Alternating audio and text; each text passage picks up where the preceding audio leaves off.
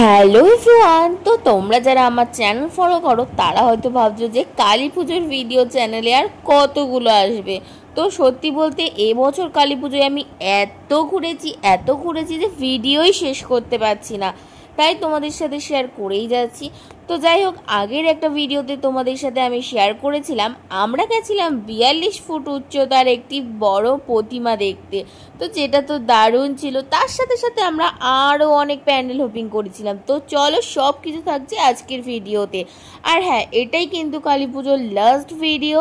So এরপর আর কালী পুজোর কোনো ভ্লগ আসবে না। আমি জানি তোমরা অনেক বোর হচ্ছ কালী পুজোর ভ্লগ দেখতে দেখতে, তো চলো আজকের ভিডিওটা দেখতে থাকো। বাই দ্য ওয়ে, তোমাদের কালী পুজো কেমন কাটলো অবশ্যই কিন্তু কমেন্ট করে জানিও। আমার তো কালী পুজো এবছর ভীষণ ভালো কেটেছে। আমরা ঠাকুর দেখতে গিয়ে প্রথমে 2-3টে প্যান্ডেল দেখার পর এটা 3 নম্বর বা 4 নম্বর সামথিং ছিল। তো যাই হোক, এই দেখো এই প্যান্ডেলটাও কিন্তু ভীষণ সুন্দর ছিল, আর লাইটিং এর কথা কি বা বলবো, দারুণ ছিল।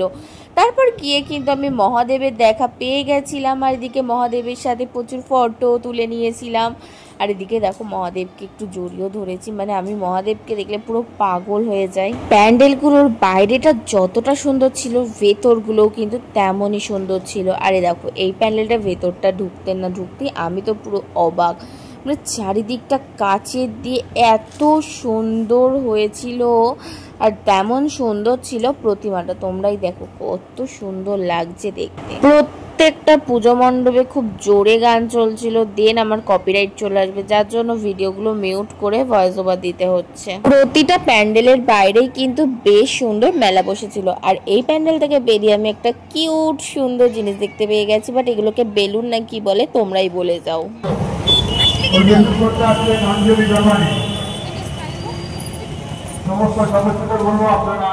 দেন আমরা চলে গেছিলাম নেক্সট প্যান্ডেলে, আর এই প্যান্ডেলটাও তো ভীষণ সুন্দর ছিল, চারিদিকে গাছগাছলা দিয়ে ভরা, মানে সবই ছিল নকল, বাট দারুণ ছিল প্যান্ডেলটা। আর প্রত্যেকটা পুজো মণ্ডপে, মানে বেশিরভাগটা মণ্ডপেই কিন্তু মায়ের রূপ 5টা করে ছিল। যাই হোক, তারপর আমরা চলে গেছিলাম আবারও একটা নেক্সট প্যান্ডেলে, আর এই প্যান্ডেলটা দেখে আমার পুরো বিয়েবাড়ি ফিলিংস হচ্ছিল। সো বাইরে থেকে দেখে কেউ বুঝতেই পারবে না যেটা বিয়েবাড়ি না পুজো মণ্ডপ। তো যাই হোক, সোজা চলে গেলাম। যাওয়ার পরে ভেতরে তো প্রচুর সেলফি জোন ছিল, সব জায়গায় গিয়ে একটু ফটো তুলে নিয়েছিলাম। আর কেউ বুঝতেই পারবে না যে এটা কালী পুজোর প্যান্ডেল না কি হচ্ছে বিয়েবাড়ি। তোমরা কোনটা গেস করছো অবশ্যই বলো, আমার তো দেখে পুরো মনে হচ্ছিল এটা বিয়েবাড়ি। প্যান্ডেল থেকে বেরিয়ে আমরা চলে গেছিলাম একটু ফুচকার দোকানে। আর ঘুরতে বেরোবো আমরা, খাওয়ান দাওয়ান করবো না, এটা তো হতে পারে না। তো সবাই খেয়েছিল জল ফুচকা, যেহেতু আমি জল ফুচকা খেতে পছন্দ করি না, তাই আমি নিয়ে নিয়েছিলাম 4টি দই ফুচকা। আমাদের এদিকে তো 20-30 টাকা প্লেট, বাট ওখানে 6 পিস নিয়েছিল 50 টাকা। চল স্টার্ট একটা ফিলিংস। তো গাইস, ভূতের প্যান্ডেলে চলে এসেছি, চলো। ওমা দুদিকে তাকাবি, দুদিকে তাকাবি, ওই দেখ নেমন্তন্ন করলাম কি বিয়ে নেমন্তন্ন, বিয়ের নেমন্তন্ন তাহলে শান্তিপুরের রাস দেখেছো? শান্তিপুরের রাসের নেমন্তন্ন, হ্যাঁ যাবে। তোমার আবার পরলোকি হারায়নি তো? না, আমার কিচ্ছু হারায়নি, অনেক কিছু হারিয়ে গেছে।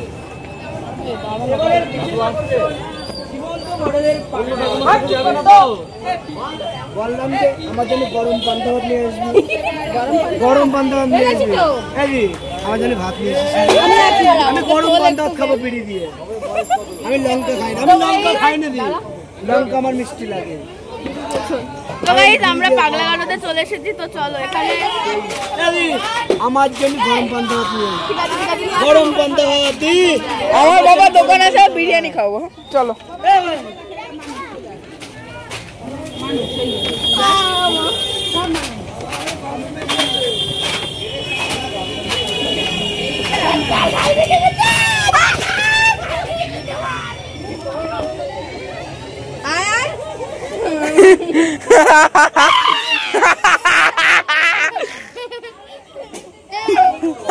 তোর জন্য পারফেক্ট।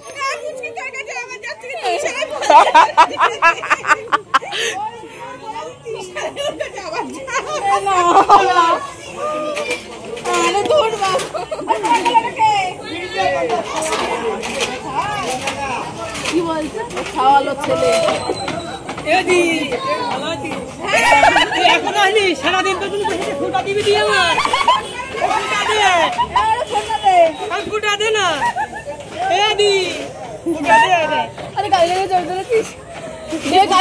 ছবি তো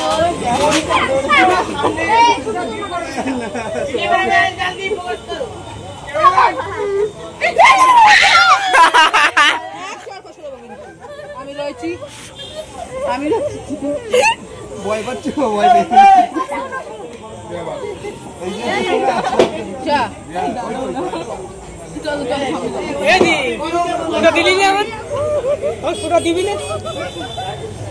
দিদির আবার খাই আছে গিফট খাবে তো দিদি দেবো তো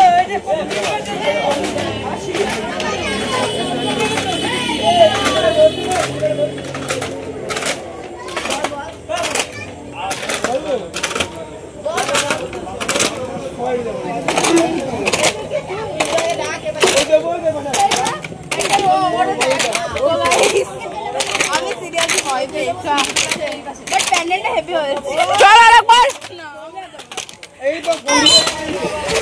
আরে এইটা তোলাই হলো না হাট এটা তোলা উচিত ছিল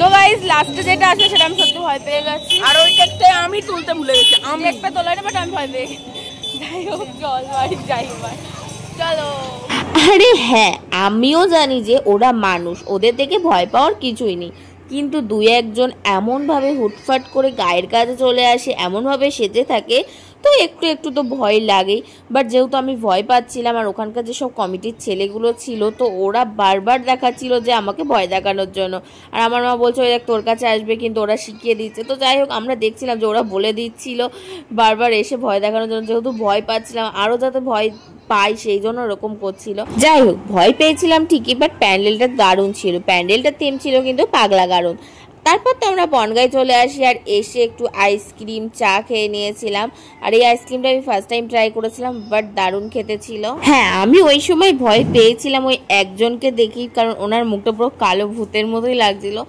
বাট আমি এখন ভিডিওটা এডিট করতে গিয়ে নিজেই হাসছি যে আমি এতটা ভয় পেয়ে গেছিলাম তো তারপর তো বাড়ি চলে এসেছিলাম প্রায় রাত 11টার মতো আমরা তো বেরিয়েছিলাম আগের ভিডিওতে বলেছিলাম বিকেল 4টে নাগাদ আর বাড়ি এসেছে প্রায় ওই 11টা 11:30 দেন আর ভিডিওটা কন্টিনিউ করা হয়নি অনেকটাই রাত হয়ে গেছিল একেবারে নেক্সট দিন সকাল থেকে ভিডিওটা শুরু করেছি না ভুল হচ্ছে সকাল থেকে না একেবারে দুপুরের লাঞ্চ থেকে শুরু করেছি যেহেতু আগের দিন ভাইফোঁটা ছিল তো এটা ছিল ভাইফোঁটার পরের দিন মানে শুক্রবার তো ওই দিন মেনুতে ছিল বাসন্তী পোলাও বাটার বেগুনি আর ছিল চিকেন কষা আর তার সাথে তো স্যালাডটা একদম মাস্ট বাই দ্য ওয়ে কার কার এই কম্বোটা ভালো লাগে বাসন্তী পোলাওর সাথে চিকেন নাকি মাটন কোনটা তোমরা খেতে বেশি ভালোবাসো অবশ্যই বলো আর যেহেতু আমি মাটনটা পছন্দ করি না অবভিয়াসলি আমার তো চিকেনই বেশি ফেভারিট মেনু এখানেই শেষ না বাট আমি অন্যগুলো স্কিপ করে গেছিলাম আরও ছিল মেনুতে 5 থেকে 6 রকমের ভাজা মাছ ভাজা চাটনি পাঁপড় দই মিষ্টি অ্যান্ড অ্যাট লাস্ট হচ্ছে কোল্ড ড্রিঙ্কস আর হ্যাঁ আমার থালাটা সবাই একটু স্কিপ করে যাও কারণ আমি এই অগোছালো ভাবেই খাই তাহলে আজ ভিডিওটা এই পর্যন্ত তোমাদের সাথে দেখা হচ্ছে নেক্সট ভিডিওতে সবাই কিন্তু সাবস্ক্রাইব করতে একদম ভুলো না টাটা